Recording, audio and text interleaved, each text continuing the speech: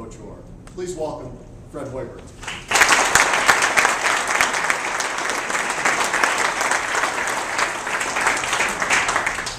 Thank you, John. Larry Brown never won a game here either. I know it.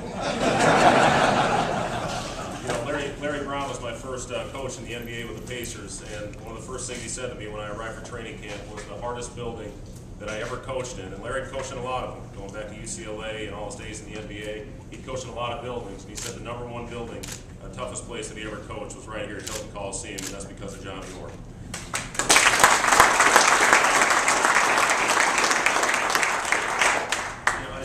I want to thank everybody for coming out here to honor one of the greatest legends in Iowa State history. Coach Orr is responsible for putting Iowa State basketball on the map. And as a kid, growing up in Ames, I sat right above here in section 215 as a kid and saw firsthand what he did for this program. A few years later, when a friend of mine came in, moved into the athletic department, his dad was in the athletic department, I was able to move onto the floor as a ball boy. And I used to sit underneath the basket and daydream and you know, saw the style that Coach Orr played, and I would dream about, you know, that got to be pretty fun to play for. And that reality, those dreams of my reality came true back in 1991. And the three greatest years of my playing career were for Johnny Orr on the court, where I watched him thrive as a basketball coach growing up.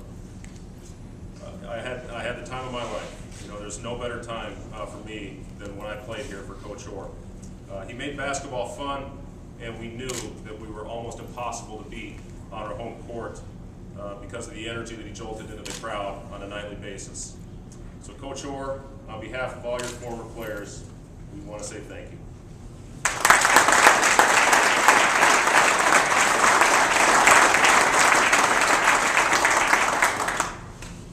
I know you beat Kansas 9 out of 14 times. It's going to be a hell of a test tonight. I hope we can hang in there with them tonight.